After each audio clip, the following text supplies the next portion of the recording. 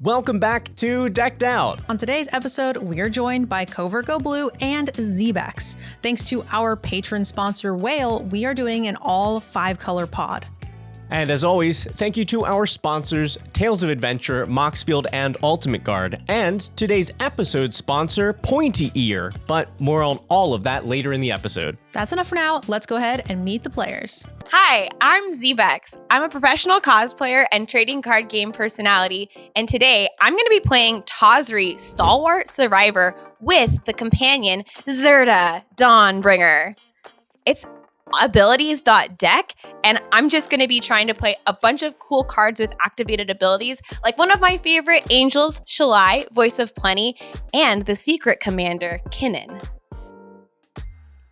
Hello everybody, it's me, it's CGB, and I am back on Decked Out to play a patron build from Whale. This is a 5-color Jared Carthalion deck that's gonna make some colorful kavus, and I call it WUBRG because I'm going to play 5-color creatures with abilities from all over the color pie. You might think you've seen 5-color decks before, but this one is different. This one goes to 11.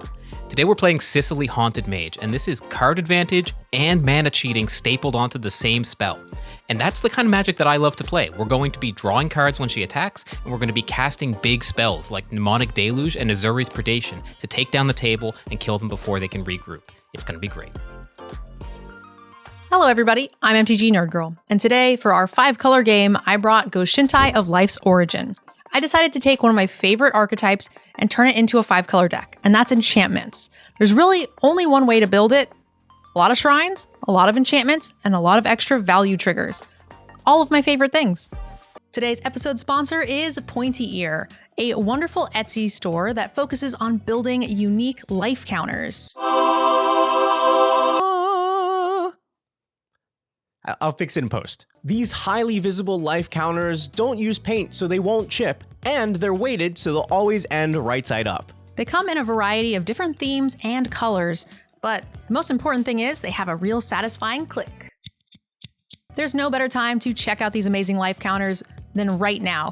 For the next 30 days, code Decked Out will get you 10% off any order. There's also a giveaway on the Pointy Ear Twitter account, which we will have a link to. So make sure you guys check those out. And now let's just see these life counters in action in today's episode. Welcome to the table. Let's see who goes first. Come on. 5. Oh, I got a 20! Oh, 19! Wasted. Thank you, Zbexx. I see how it's gonna be. I'm excited to play with you today. I have my first target. I'll play a Botanical Sanctum and play classic Llanowar Elves. Pass. For now, I'll just play this Path of Ancestry tapped and say go. Draw. Spar's headquarters tapped. Go ahead. I will also start with Path of Ancestry tapped and go ahead. Okay, I will draw and play a Plains and tap 3 to play my commander, Tawsry Stalwart Survivor. Tawsry says each creature you control has tap to add a mana of any color of this creature's colors. Spend this mana only to activate an ability of a creature. Activate only if this creature has another activated ability. And I can pay WUBRG and tap Tawsry to mill 5 cards and put all creature cards with activated abilities that aren't mana abilities from among the milled cards into my hand. Pass. I'm going to play this Vault of Champions as land for turn, and we'll pay 2 for a Farseek. I can search for a Plains, Island, Swamp, or Mountain, put it into play tapped, and shuffle. All right, I'm going to put this Mountain into play tapped and resolve Farseek and say go. I'll play this Wooded Foothills and sacrifice it, paying 1 life. It's not every day I get to deal emotional damage by fetching a Blood Crypt, so I'm going to do it, and I'm going to shock it in. Oh, wow. I'm so jealous. I'll tap 2. I'm going to cast a Bloom Tender. It's a 1/1 Elf Druid, and I can tap it for 1 mana of each color among permanents I control.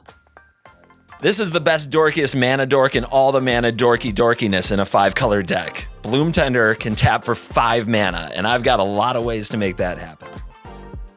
So just 1 for now. Pass. I'm going to go Swamp for turn, and then I'll tap 2 for a Felwar Stone. Adds mana of any color, land my opponent controls, which thankfully is white.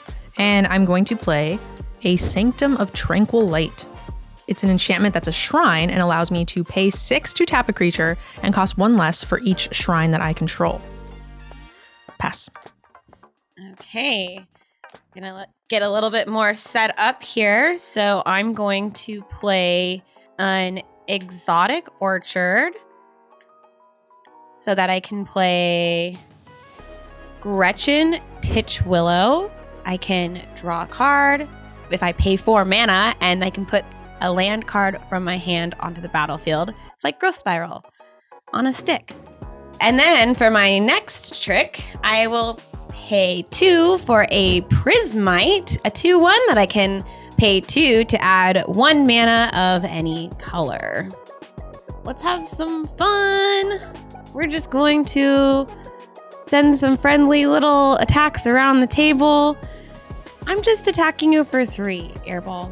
Did you say earlier that we could be friends? Yes, but remember, I like to take turns when I play Commander, so the fact that I'm attacking you now means you're getting far less of a brunt attack than any of my later turns.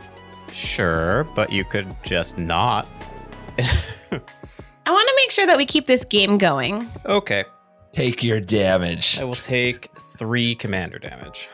You can remember it for later if you want, but it's really not a big offensive attack. Pass. All right. I'll play this forest, this basic forest, as my land for turn. Yes. We'll pay for a Joda Archmage Eternal. No. It is a 4/3 flyer, and it says I can pay WUBRG rather than the mana cost for spells that I cast. And I believe I get a Path of Ancestry trigger, so I will scry. And pass the turn. All right, I really want to solve problem Joda, but I don't have the means. I will tap for 3 mana, and I'll cast Widespread Thieving. This is an enchantment with Hideaway 5, and whenever I cast a multicolored spell, I create a treasure token. Then I may pay WUBRG, and if I do, I may play the Hidden Away card. Wow, you get to pay WUBRG instead of the mana cost for the spell under there? It's a really good deal. That's all right. really good. Yeah, maybe for 1 spell, not just anything in my hand attached to a 4/3 flyer. Yes. I don't know. It sounds like a problem to me. See if you can solve it then. Oh, that sounds like a challenge. I'm going to play this tapped Zagath Triome and pass the turn to NerdGirl, who's going to solve all our problems with her prowess and ingenuity and amazing Magic the Gathering ability, right? Nope. Sorry. I'm going to play a Hall of Heliod's Generosity. Taps for colorless. I can also put, for 2 mana, an enchantment from my graveyard on top of my library. And I am just going to get the party started by casting my commander. Goshentai of Life's Origin is a 3/4 shrine that allows me to pay WUBRG to tap it and put an enchantment from my graveyard onto the battlefield. It also says that whenever it or another shrine enters the battlefield, I get to create a 1/1 shrine token, so I will get this cutie. And then I'll pass. I'm going to pay 3 to put my companion, Zerda, into my hand. A Blackcleave Clips, which will enter tapped. Let me guess. It's my turn. It is your turn. I'm going to go to combat, and I'm going to send Tawsri and Prismite. You don't have any blockers. Yeah, I got nothing. And Llanowar Elf over for 6. I will accept my beating without complaint because I am strong. I have resilience and fortitude. I'm done. Pass turn. All right, untap. Let's set you all back a little bit. I'm going to play this Swamp to complete my WUBRG, and I'm going to pay WUBRG for Izuri's Predation. For each creature your opponents control, make a 4/4 green Phyrexian beast, and then fight those creatures with those beasts. Wow. Okay, yes, I did wipe everyone's board, and I do have a bunch of big beasts that are going to try to take down the table, but I have nothing else in my hand, and I'm up against 3 other players who have very powerful 5-color decks who all think I am the biggest problem in their life right now. I'm actually a little worried. All right, so Didn't you just say you had nothing worth casting? Guess what came off the top? I'm sure it Yep. did. Then let's swing Joda in for 4 at CGB. This is what all my talking gets me. That's the turn. Let's go, team. I take back punching you. All right, I'll play this Xander's Lounge tapped. Too many tap lands. I'm gonna play this Arcane Signet. And I'm gonna cast this Farseek. Okay, mister. I'm not going to be in any position to play that anytime soon. I'm not. Let's get a Ketria Triumph just to try to complete my set. Maybe I'll be able to have a nice matching group of lands before I'm dead. Okay, well, I have a baby answer that will maybe stop the situation from getting much worse. We're going to play Calyx Destiny's Hand. Planeswalker comes into play with 4 loyalty. I can pay 1 to look at the top 4 cards in my library, find an enchantment card, reveal it, and put it into my hand. I can also -3 to exile a creature or enchantment you don't control until target enchantment leaves the battlefield. I can also -7 to return all enchantment cards from my graveyard to the battlefield. We will start with 4 loyalty, and I'm gonna just have to -3 So long, Rhino. to put Joda underneath my Sanctum of Tranquil Light. I tried. Okay, I'm gonna die now. I'm going to play Elves of Deep Shadow, which is a mana dork that adds a black mana and deals 1 damage to me. And I'll play Zirda, the Dawnwaker. It's a 3/3. In order to have it as my companion, I had to have all permanents with activating abilities in my deck, and activated abilities that aren't mana abilities cost 2 less to activate. I can't reduce it less than 1. I can also pay 1 and tap Zirda to make target creature can't block this turn. Shut that beast down. So Shut yeah, one of those beasts down. Next turn, I'll be able to. Okay, and with my land for the turn, I'm going to play Copperline Gorge and pass. Okay, let's start by paying 3 for Cultivate. I'm going to search for 2 basics, put 1 into play, 1 into my hand. I'm going to put this Plains into play tapped off the Cultivate. I'm going to put this Island into my hand and play it straight away. And we'll pay 3 more tap out for my secondary commander, Otham Sigardian Outcast. 2/2. I can pay 2 and a tap to bring a creature card from my graveyard back that was put into the graveyard this turn. Still stalling. I resent Calyx, and I want to deal as much damage as I possibly can to everything that isn't Calyx. So here's combat. 1 Rhino going to Calyx, and the remaining 6 going to CGB. I'll take it. So how much? It'll be 24. I will continue To live. take my beating without complaint. Calyx also finds his way into the graveyard. I will fall to 3 life. We will save you, CGB. You know, this sounds like complaining. It's not. Oh, all right. It's remembering. we will try to save you. All right, I gotta roll the dice. It's the only way. So, I'm gonna cast Invasion of Alara. When this enters the battlefield, I exile cards from the top of my library until I exile 2 non-land cards with mana value 4 or less. You may cast one of those 2 cards without paying its mana cost, put one of them into your hand, put the others on the bottom in a random order. Who wants to defend the invasion? You're no. Maybe it'll keep me holding some rhinos back. No. I don't. I'll volunteer. I don't know I forget what invasions do. Cool. So what you do is I just attack it instead of you, and your life total stays high. That's how that works. I'm glad I volunteered. Yep. So when I cast Invasion, I'll make a treasure with widespread thieving. All right. Let's see what we get. Sorry. Cyanodranko, too big. Omnath, Locus of Creation is the first card. Interesting. Demonic Tutor. Yeah, I've got to cast the Demonic Tutor. I have to put faith in the deck building of Whale that there's something in there that anticipated that you might only have 2 mana and 7 rhinos, 7 beasts. All right, I'm going to shock in a Temple Garden. Be careful.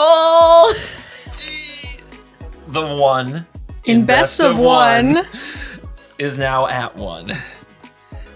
CGB has Nerves of Steel. Shocking in that land for 2 damage, putting himself to 1? I could never do that.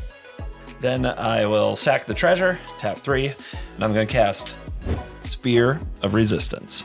This is a 2 and a white enchantment, and if I control a permanent of each color, I prevent all damage that would be dealt to me. After that, I am done. You found that? I found that. Oh my god, okay.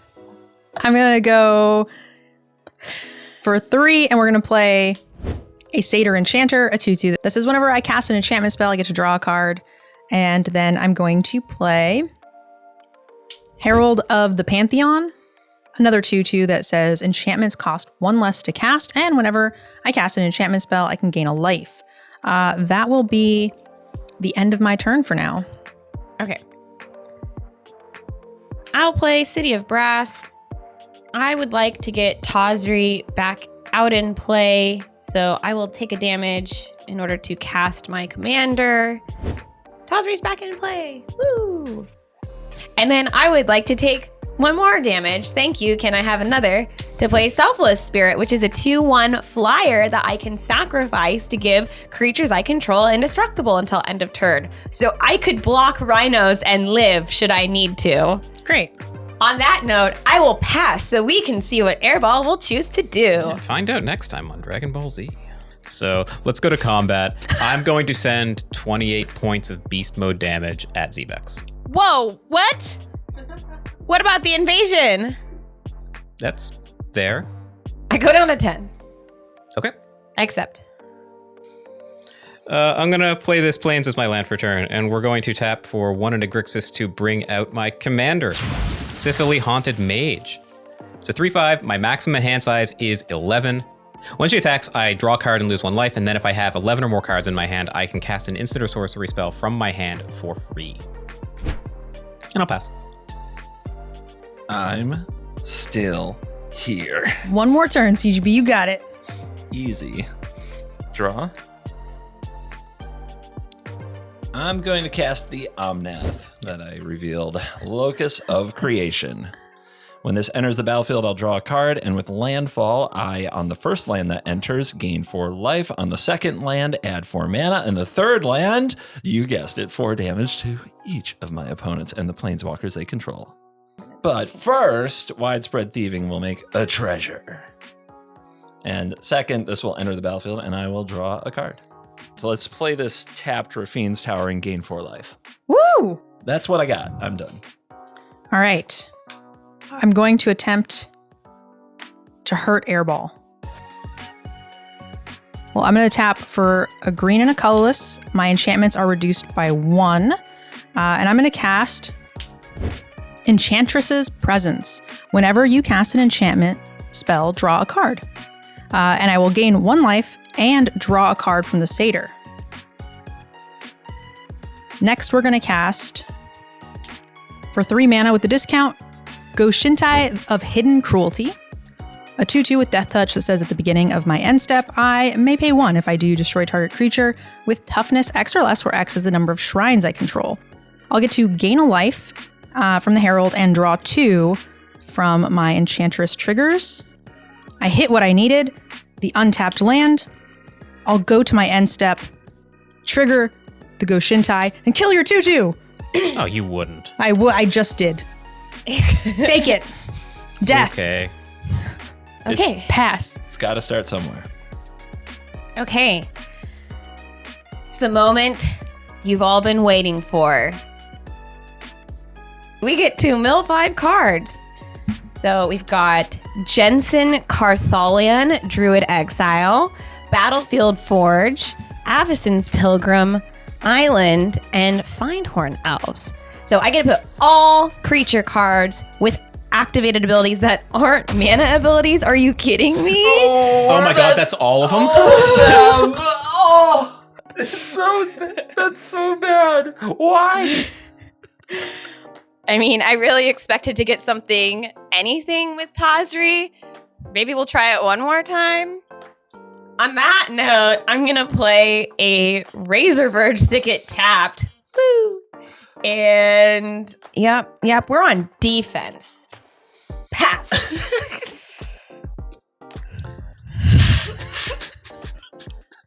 Is she dead? Tazri just left her so high and dry. Your commander hates you. I can't. I'm gonna start my turn by paying 2 and casting Harmonic Prodigy. It is a 1/3 prowess that doubles my shaman and wizard triggers. Okay, we're about to become arch enemy, I think. I'm gonna attempt to move to combat. Yeah, let's see if You're you can raise already my enemy. Yeah, what you got? I am going to send 3 beasts at the invasion of Alara, and I'm going to send 4 beasts plus my commander over at NerdGirl. And that is going to trigger Sicily, and because of Harmonic Prodigy, Sicily is going to trigger twice. So I'm going to get to draw 2 cards and lose 2 life. No blocks? No blocks. I'm not defending the invasion.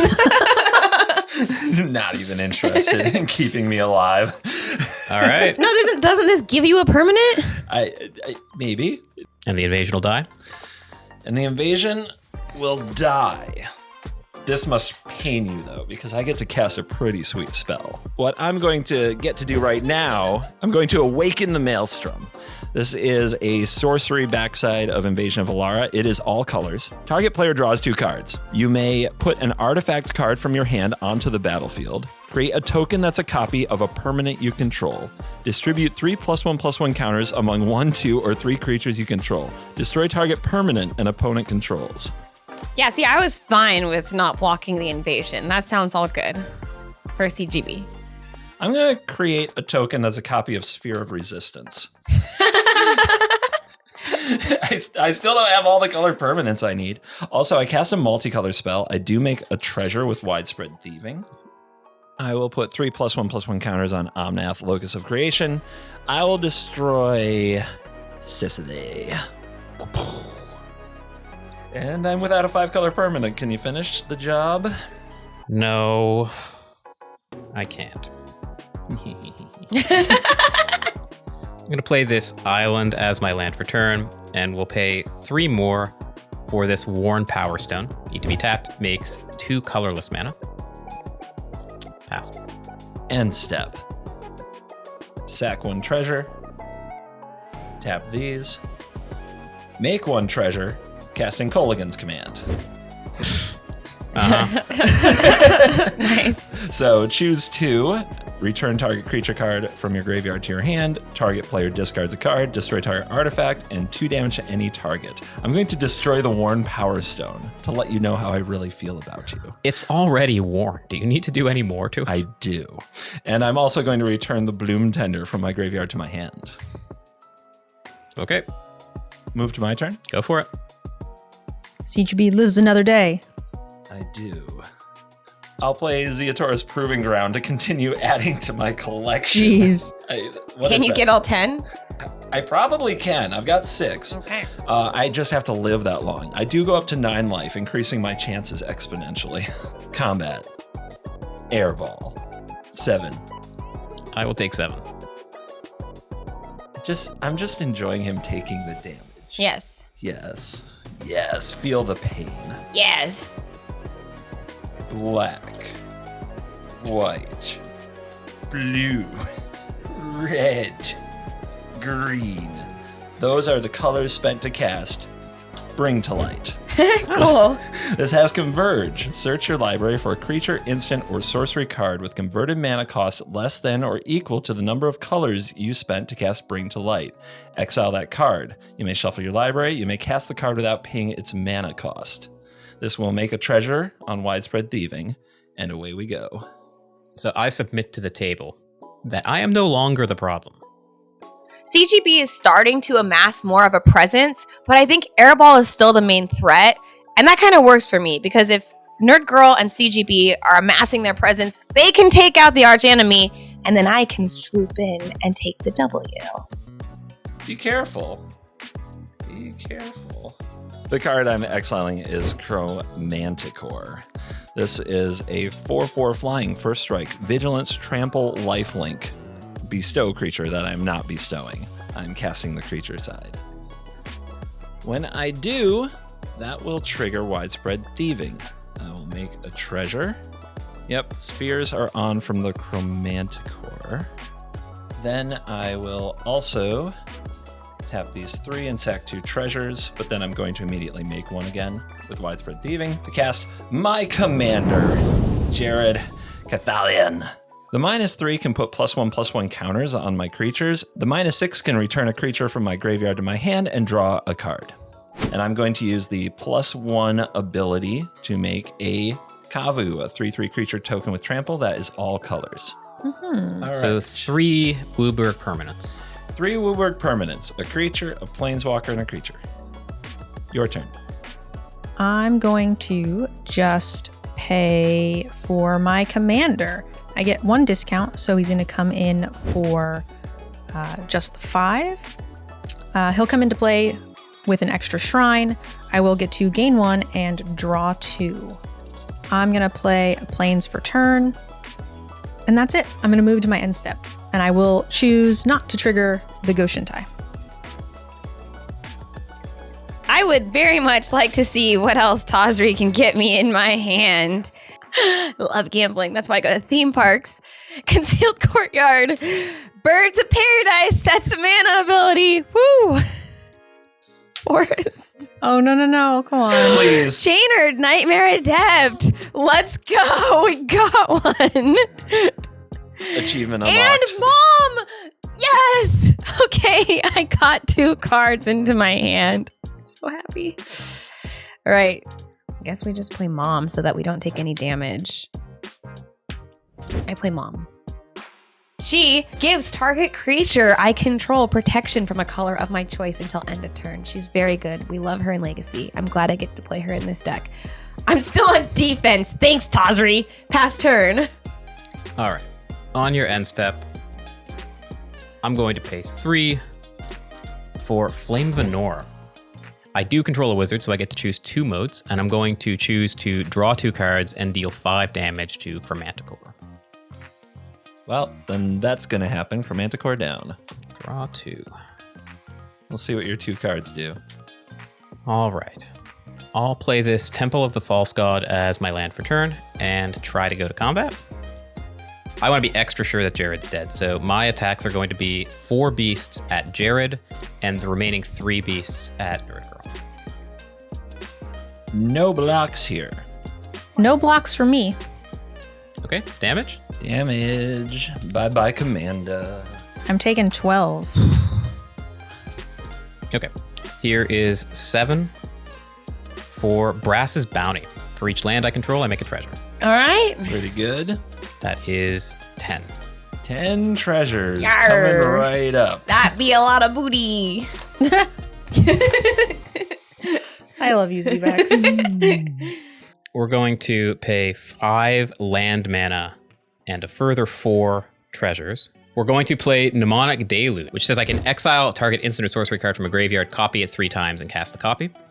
That is going to target Demonic Tutor from a CGB's graveyard. But before we get that far, I'm going to pay 2 more mana for Increasing Vengeance, which lets me copy Mnemonic Deluge, and that copy is going to target Brass's Bounty. So let's go ahead and I guess we resolve the Brass's Bounty first. That's going to give me 30 more treasures. Now I get to Demonic Tutor 3 times, and that will also get exiled. The restraint. He didn't flash back the Increasing Vengeance to triple the tutors. I feel like tripling whatever I tutor is probably significantly better. Ew. Ruinous Ultimatum. Destroy all non-land permanents your opponents control. Yep. This is the time. Oh, you got a response? I have a response. For 2 manas. Boros Charm? Give all of my permanents indestructible? You got it. Yes. Resolves. Hallelujah. I'm going to sacrifice my selfless spirit to give all creatures I control indestructible until end of turn. It resolves. Ruinous Ultimatum might as well say destroy CGB's board. Farewell, comrade.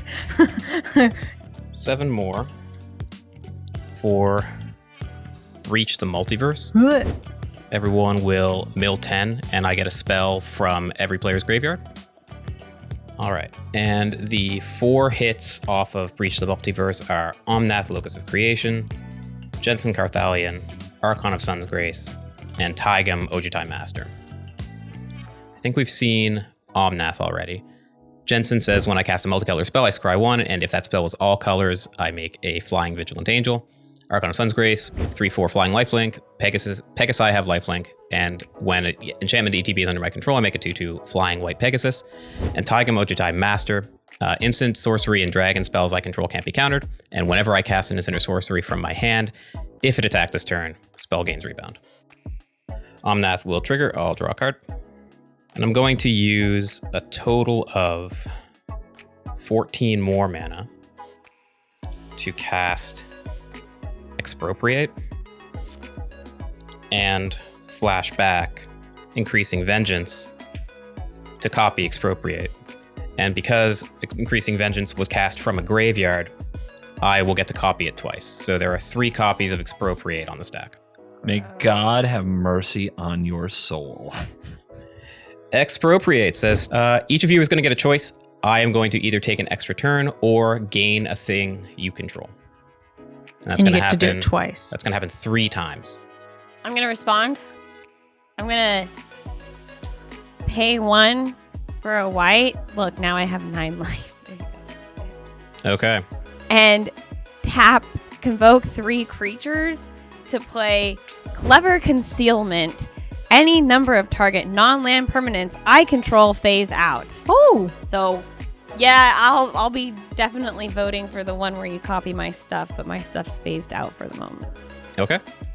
So normally we'd vote in turn, but I'm just going to tell you all that my 3 votes are going to be for extra turns. So I'm going to take 3 more turns from here with a crapload of power in play. We can play it out if you want, but what do you guys think of that? I vote for Scoop, Scoop, and Scoop. Hear, hear. I vote for Scoop as well. Okay. I wasn't that worried about it because my stuff kind of sucks and they have no stuff, but the rhinos are enough to kill us anyway, so... The beasts. Like, that was actually... yeah.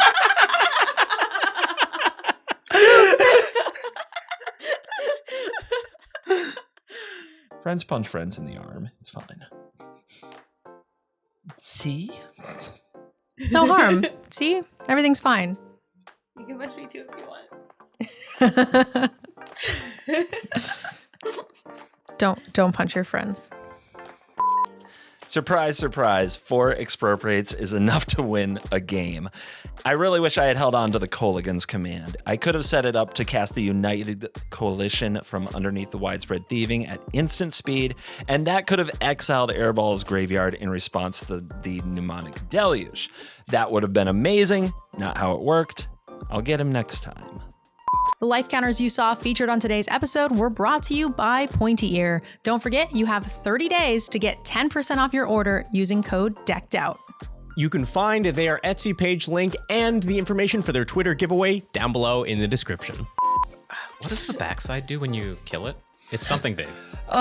Draw 2 cards, destroy target permanent, return something from graveyard to battlefield, And put an copy a artifact permanent. from hand into play, make a copy Distribute of a some counters. thing, does your taxes. Does your taxes? Yeah. Oh, can I now kill that? you tell me. Yeah, the usual. No matter what happened in this game, Tazri was such a fun wheel to spin. But remember, kids, don't gamble on the wheel. It's the worst game in the house. A much better game to play would be one at the Magic Con with your hosts of Decked Out or me. One of the easiest ways to support the show without really changing anything for anyone is by getting any of your Magic card singles from Tales of Adventure. They have an incredible selection of both your most basic versions of the cards all the way up to the most premium versions. I also hear they have excellent jingles. So if you guys would like to support us, make sure you guys head on over to Tales of Adventure or TOA. You can find a link and a discount code for 5% off down below in the description. When you said mom, I thought Elish Norn, and I was like, no, my tutus. No. That would be mommy. Yeah. Big difference. Yes. You know. This game started so fast, it felt like we were out of it right out of the gate. But we managed to sort of stabilize, we just couldn't turn the corner. next time, Airball. Ultimate Guard is the industry leader in TCG accessories. We love their stuff, and we know you will too. In fact, every single playmat, sleeve, or deck box featured on this show is an Ultimate Guard product. So make sure to use the link in the description to support our channel and treat yourself to some amazing upgrades.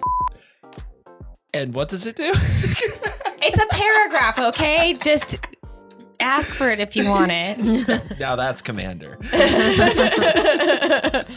I thought it was going to be my hand size that was going to 11 this game, but it actually turned out to be my storm count. That was awesome. Playing huge spells, taking all the turns for the rest of the game while my opponents are just helpless. No better feeling in Magic. Moxfield is the best deck list site available. It has everything you need to customize, compare, and collaborate. View and brew the way that works for you. Moxfield is the only way that we can track and share all of our spiciest builds here on the show, and whatever Veggie is playing. Make sure to follow our Moxfield profile in the link in the description. We'd like to take a minute to thank our patrons. Without your support, these episodes would not be possible. Weekly possible because of you. Our patrons are specifically the reason that we're able to put out a gameplay episode every week, and we thank you for that. If you'd like to become a part of the show, make sure you head on over to our Patreon where you can unlock exclusive perks, monthly signed tokens, spell table games, deck techs, even have your deck list featured here on the show. And as always, you can support us by liking the video and subscribing to the channel. That is all that we've got for you for today. We'll see you next time on Decked Out.